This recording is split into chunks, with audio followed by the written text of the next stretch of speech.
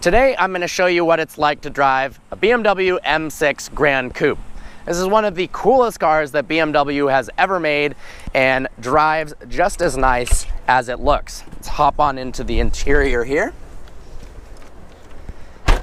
One of the main parts of the interior is this sweeping center console that actually goes all the way to the back. We've got an Eddie there working hard on his phone. You don't have a great seat right here, but you can fit somebody. How is the legroom and headroom back there? The distance between the seatbelt buckle and the seatbelt is approximately like 3 inches. So you have to be like 3 inches wide to sit in. Well, yeah, that's... The headroom, legroom is great. Headroom is a little limited because of the raked roof line, because of the sexy profile. But I mean, yeah, but pretty good. You can fit 4 full-size adults in here, no problem. I love the carbon fiber. You've got a nice big display. The leather steering wheel feels really good in your hands, and the DCT, the paddles are positioned very, very nicely. You've also got this Bang & Olufsen upgraded sound system that comes with the executive package. Watch this. We turn on the sound system, and that raises. Beautiful metal here. Love the way that system looks. We've got a partial digital, partial analog display. BMW has done a really, really nice job of integrating both of them. We've got a heads-up display that has gorgeous graphics and makes shifting as well as knowing what the speed limit locally is very, very easy. Let's go ahead and put it in drive. As you can see here on the dash, there are tons of modes you can put this car in.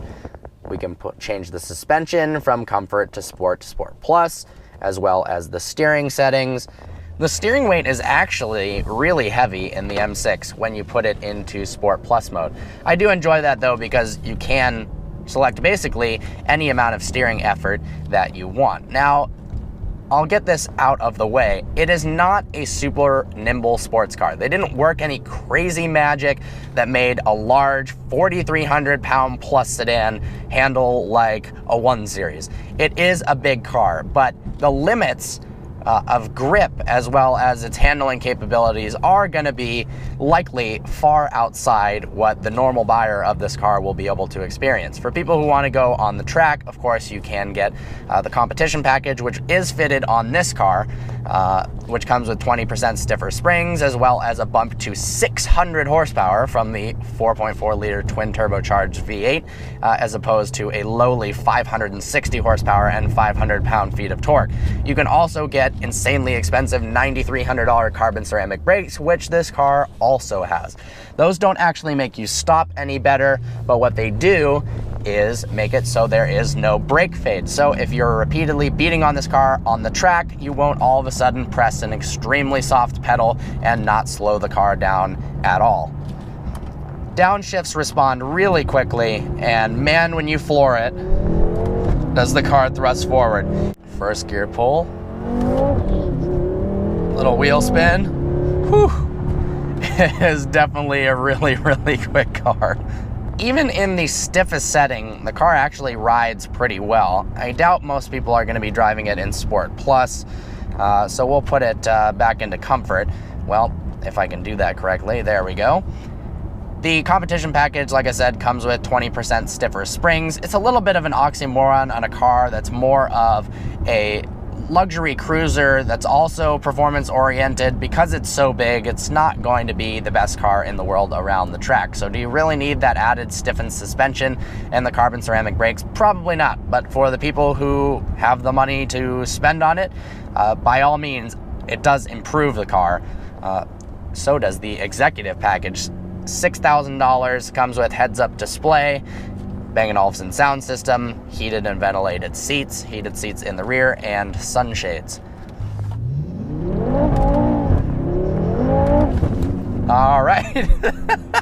So this thing is absolutely a burnout machine when traction control is off. The interesting thing is you didn't have that much communication with the road. The only reason I could tell that the tires were slipping is because obviously I'm aware that the car is supposed to accelerate much faster than it was, and the revs were climbing and the car was slightly tilting to the side, but you didn't have that choppiness normally associated with breaking the tires loose. The car is pretty isolated from the road. You do have a little bit of wind noise, slightly more than I actually would have imagined, but I forgive it. Wow, look at that. I think it was a Gran Sport with a huge wing. Overall, the car is fun and a great experience no matter which seat you're in, except for the one in the middle in the back. That's probably terrible. But riding in the car, it's very, very comfortable and luxurious, and it's a fun experience being in this awesome of a vehicle. And then from the driver's seat, obviously, the driving dynamics are great for a vehicle of this size. Don't expect it to feel like an M2, but it does well for how heavy it is. It's a livelier, more playful version of the RS7 because it's rear-wheel drive. It likes to spin the tires like nobody's business, and I'm sure it can probably drift really well, whereas the RS7 has traction at all times. So it's a different style of having fun. I actually prefer the way the M6 Gran Coupe drives. It doesn't put the power down nearly as well, but it is a ton of fun. Well, I hope you enjoyed this video. Like always, please browse our channel and subscribe. I look forward to seeing you next video.